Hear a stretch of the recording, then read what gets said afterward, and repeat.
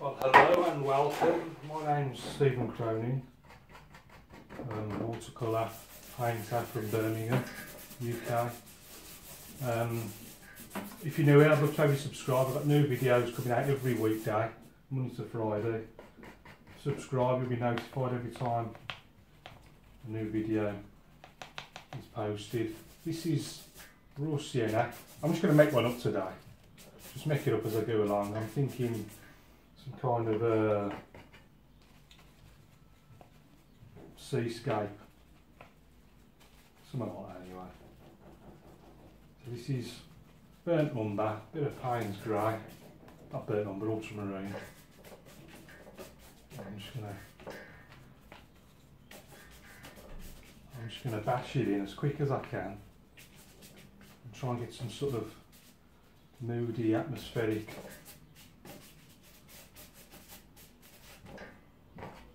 thing going. If I'm not entirely happy with it, what I'll do is dry it and then do it all again. Dry it so the paint stays in the same place, re-wet it, do it all again. It helps create like some sort of depth. I can tell straight away I'm not overly keen on that. So I'm going to do that straight away. I'm just going to give it a quick dry.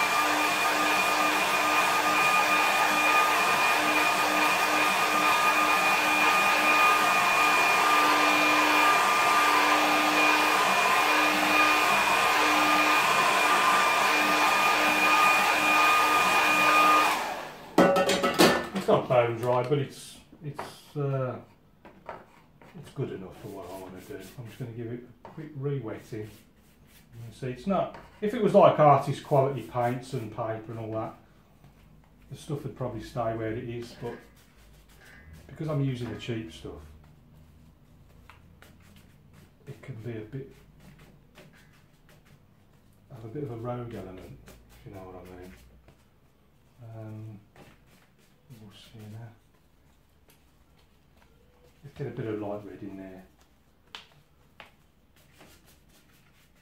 Somewhere around there.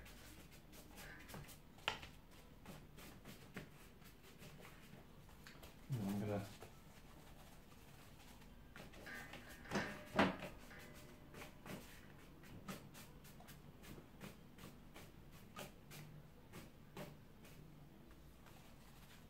start working on a few little clouds. I'm just doing alizarin crimson, Payne's grey.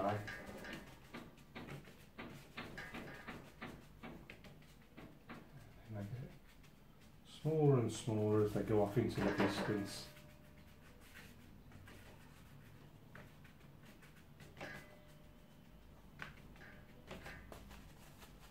More alizarin. Push these in a bit more.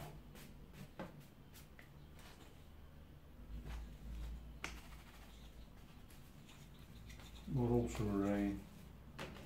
The Payne's grey, ultramarine, alizarin crimson. And as the paper dries, it tends to go on like thicker and thicker. So let's pop a few more little clouds. And I'm just going to get the tissue out then, just to do a bit of dabbing with the tissue so I'll create a few clouds, build a bit of texture up in the sky.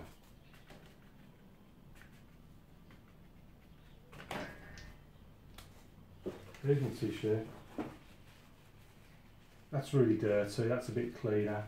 The more dirty it is, the less it will soak up, and so you can make the clouds a little bit more subtle.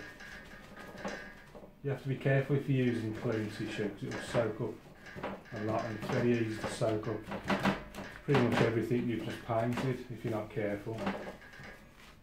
So trying to get sort of random cloud shapes up there.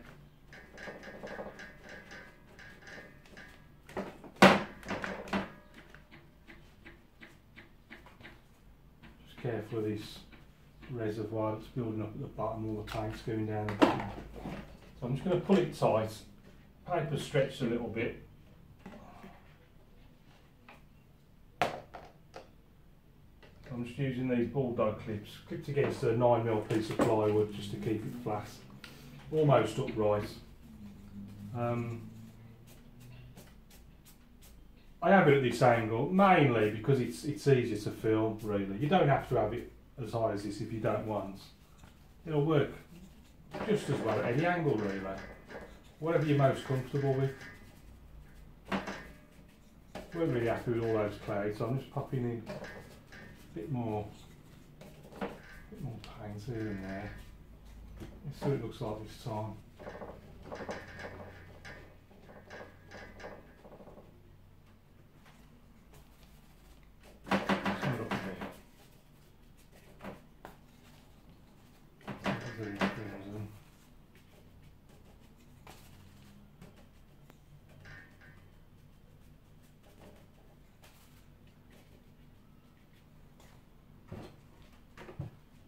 Tissue.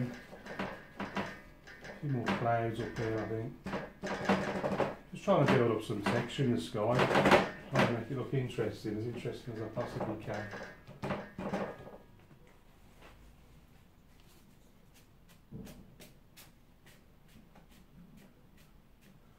Right, I think now I'm going to put in some headland.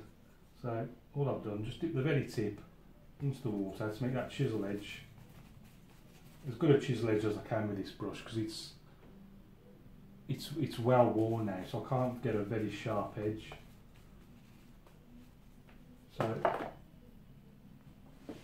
I've done that a little bit too dark, so I want this to go on even darker, so I've got a contrast, so I'm going to have to dry it first.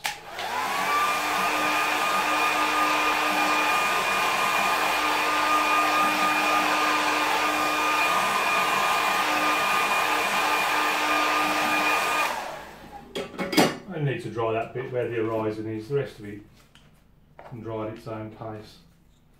It's just so I can get this on really dark. I'm just going lizard and crimson. Basically the same colours as the sky because it's the most distant land. And I'm going to work out, let's pop it in there. So there's the land there.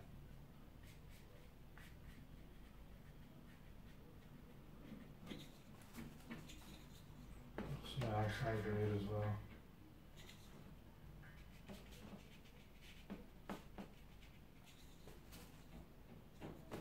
And then brush was a little dry, so I just dipped just the very tip into the water. And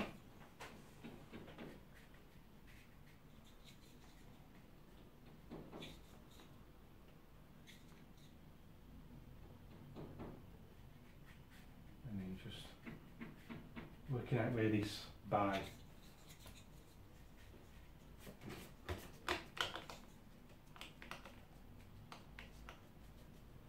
So because it's wetter down there now, you can see the difference between that was dry and this that's wet. This has gone on a lot lighter. And there's no sharp edges either. But now I've done that almost as wide as that, so I don't want to pale, so I'm going to have to extend that slightly. Just so that they're not all the same width. A little bit cooler.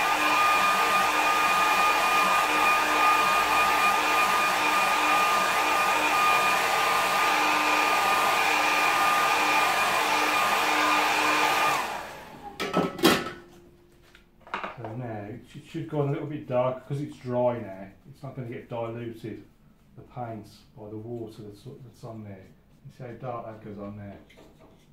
The difference. And then what I'm going to do, once I've got this on, I'll just do a little bit of scraping with the card, just to suggest a few rocks.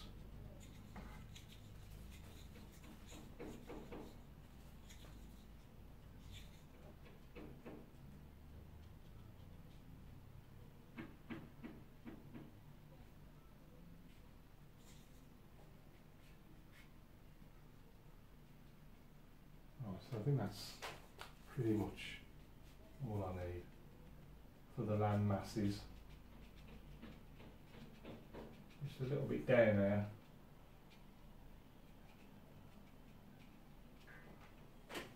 My See how the really dark land's now contrasting against this light in the sky. So I'm just going to take a card, just a piece of card.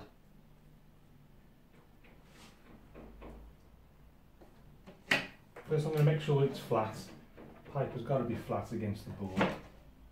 If you pre-stretched your paper, you won't have this problem. I just stretch mine as I go along. Right now, obviously most distant land is, so I'm trying to keep these rocks nice and subtle at this distance.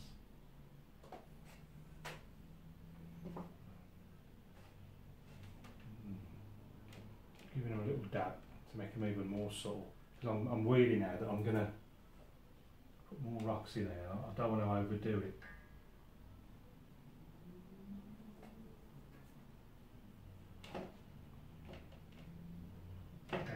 Some big ones now. You can see you scrape them out. See how it looks like the light? This is why I'm having to do it left-handed, because I'm doing it left-handed now. It looks like the light is coming from here and it's just catching the rock. See how the other side's in shadow? So it's just a very simple way of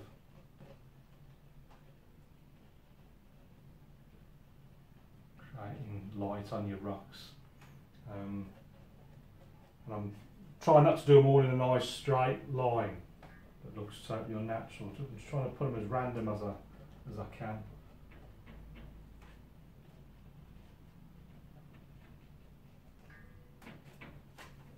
That's maybe just a yard little one. Now because I'm on this side, the light's coming down there. Now I've switched to my right hand now. My normal hand. Just a nice little dot even there. That'll do, that's all I want for that. Just want to make sure this area's dry, because that's where my little boat's going to go.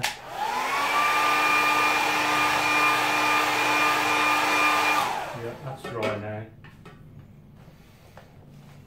So now I'm going to switch to just a little flat brush.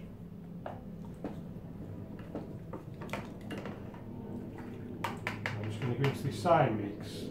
These are in on that bit ultramarine and Payne's grey. This is really dark, so it looks just like a silhouette against the light in the sky. It's the sort of effect I'm looking at. So just putting in just a simple boat shape.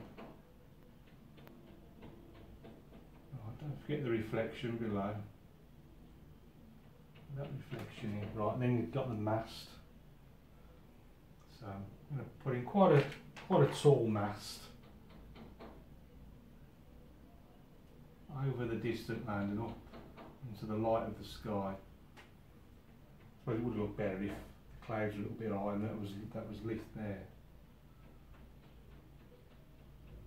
Really tall mast. And then pop the reflection in. You've got to come as far down as that has gone up. So that's about right. So there's my little focal points. All I need now, just a little bird in the sky. Make sure I've got no paint on my hand. I'm going to put him in the lightest area so you can just see him.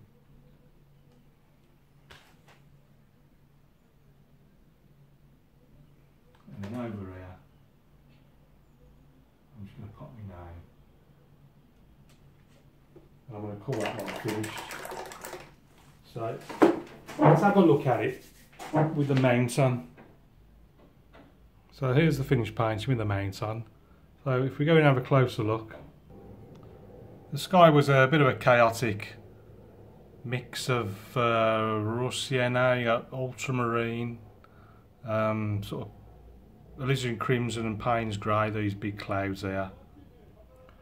But the general idea was to create a sort of lighter area that reflected down into the sky, brushing in from each side. Same colours as the sky, all at the same time, and just keeping this light area, just looks like sunlight reflecting off the sea. If you remember, I weren't 100% happy with the first wash, so I dried it, wet it, did it all again. Just helps create a bit of texture and depth in your sky. various dabs of the tissue here and there, create a few clouds amongst all the darker stuff. So once I was happy with the sky, dried it, and the advantage of it being dry, you get this really sharp edge, plus the paint goes on thick because there's no water on the paper to dilute the mix. Same headland on the right hand side as well, just creating this sort of imaginary inlet here where the water goes out to sea. So I had this very dark mix then, just putting in some bit of land here where the rocks are resting on. And because the light's here coming down at this sort of angle, I had to do them left-handed, scratching them out so you get the light there, and then you've got the sort of automatic reflection, not reflection, shadow on the other side. Tried to do all different sort of shapes and sizes to keep it as natural looking as I possibly could. Don't have them sort of evenly spaced out, do them all sort of nice and random. Now on the other side I switched to doing right-handed, so again, if you can imagine the light's coming down here, so the light is actually hitting the left-hand side of them with the shadow on the right. And then the focal point, we've got a little boat here, just putting a simple boat shape in, put the reflections in, and then the mast. Remember to bring the mast down as far as it is high, just to create the reflection in the water. So that's it for today's painting. I'll be back tomorrow with another painting for you. This painting, just like all the others, is in my eBay shop if you want to pop over there if you fancy buying any. As always, keep practicing. Thanks for watching. You can help me by commenting, liking, sharing. So best wishes, and I'll see you again tomorrow.